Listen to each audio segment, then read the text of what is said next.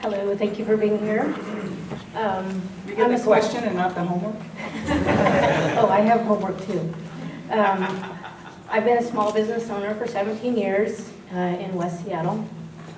And in the last 2 years, there's been an amazing, not an amazing change, a change that has angered myself and a lot of small business owners. And for a hot half hour, I actually considered running for city council so I could make change, but my wife said no. So this is my question, and it's long. It's more of a statement, and then I have a question. Maybe she is running. Is this a write-in? Right in, exactly. 3/4 of all businesses in Seattle have 10 or few employees. That's 3/4 of all businesses. Our businesses are almost never given a seat at the table or even consulted when this policy is being created by the city. We consistently feel left out of the picture. For instance, minimum wage requirements. Last year, I had a 370% increase in my business licensing fee with no warning. The soda tax, personal income tax, secured scheduling, paid family leave requirements, and more.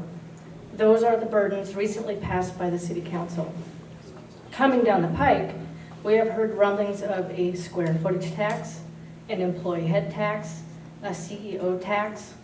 I'm sure there's a sidewalks tax. There's lots of things coming down the pike. Seattle small businesses are being taxed and regulated to death. Larger businesses, labor unions, and service organizations represent important segments of the economy, and I love them all. And they have the funds and lobbyists to get their concerns heard. Seattle small businesses do not have the luxury of a paid lobbyist or have an organization who represents our concerns. Why? Because we are busy running our businesses and employing your constituents. Here's my question. How will you ensure that 3/4 of Seattle's business community are represented in your decision making? And this is the same question I wanted to ask of the city council members too. Cary. Right on. I love this question. I come from a small business family. My family bought a business that had dwindled to one person in the early 70s, and we brought it up to a company that employed about 120 folks. And I ran the business for a period of time, and we were completely committed to the well-being of all our workers. We had profit sharing across the whole enterprise, decision making across the whole enterprise. I set up an employee ownership plan so the employees owned 30% of the business. Small business is an essential part of the solution. It's an essential part of the city fabric, and we have lost sight of that in city government. We absolutely need to watch out for small business. You're right, some huge number of folks in our city, I don't have the exact number, are employed in businesses under 100 people, and as you say, 3/4 are 10 or less.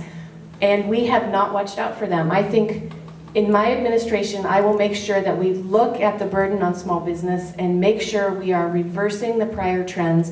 We need to not tax you to death, but we need to look at a more steeply progressive B&O tax, so large corporations pay their fair share and we reduce the burden on small business. I'm not in favor of a head tax or the other taxes you mentioned because they are too onerous on small business, which we need to be watching out for. I would do the opposite. I would set up a small business development strategy, listen to small businesses, make sure that we are hearing concerns and solving this problem together, because we all know this is where the economy happens. This is where wealth is generated that stays in community. And folks like you are the heroes of our city. You make it creative, you make it fun, you make it innovative. And if we are not careful, we're going to push you all out and make this place unaffordable. And we absolutely have to prevent that from happening. So I would commit to doing the opposite of what we've been doing and really focus instead on how do we stand up for, protect, empower, and unleash the power of small business in our city. It's absolutely essential. So my question is how will you involve small businesses in your decision making? Besides the strategy and task forces, how will you include us? So I think going to the small neighborhood BIAs is essential. And small chambers of commerce, and developing a commission around small business is a great idea. Having direct involvement in setting up the solutions together. So I would look at all the existing organizations and figure out how to collaborate together. And I also want to just point out that I have made this a platform plank in my campaign that large corporations who have lobbyists have too much power in our city, and I have made a statement that I will limit their participation in the mayor's office to 1 day a week to make more time for small business and community groups to come talk to me about solutions.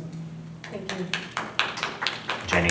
You know, I think you know a lot about how a person will be mayor by what they've done in their life and how they run their campaign. So I think if you look at my life experience, I've been in roles where I had to directly engage with communities of different types and bring them to be part of the solutions, and not roll solutions out and then tell them, how do you feel about that? You know, take police reform, for example. Very difficult issue, but one where we had to have community engagement all across the city, get very diverse inputs, and move forward with a consent decree. You know, in my campaign, small businesses have not just been part of a platform. They have been something I've been working very carefully on to listen to people, because that first thing you talk about is the voice. You know, you need to listen to small businesses to understand what it is they need, what they're struggling. There's some things that you know the cities we're not going back on. We will continue to have the minimum wage, and we'll probably see it rise in the future. You know, secure scheduling is here. So where are those other areas that a city can make sure, or a mayor can make sure that small business is involved? So in my campaign, I've sat with small business people in every part of this town to ask them, how can we help? And I will incorporate that into what are some real action items to roll out to say, here's specific things we will do for small business. On the inclusion, I said in a previous answer, if I am mayor, I will make sure that the voice of small business is part of the decision making, that someone in my office is responsible for reaching out and having that constant and consistent dialogue. And I'll keep doing what I'm doing now, you know, going and talking to small businesses, saying, did we get it right? If we didn't get it right, how can we help? Looking at that regulatory load and seeing if there's something we can do as a city to reduce it. Because right now, if you look at the combination of city departments that touch a small business, every one of them's got their own charges. You know, you've got the SDOT charges on the sign and the sidewalk and everything else.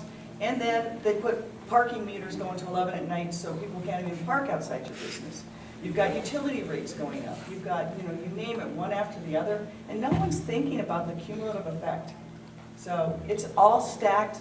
If mayor, I will have people in the mayor's office. That's their job, is to continue that dialogue, make sure we're getting it right, bring small business to the table, think about the unintended consequences. And the other part of it is, you know, the more we help the workers be able to afford to stay in the city, to have affordable rents, to have decent wages, the more we're going to help the small businesses be able to stay here too. So all of this is intersectional.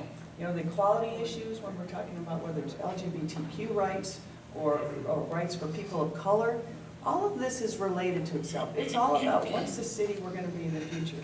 So as mayor, I promise to be very inclusive on that.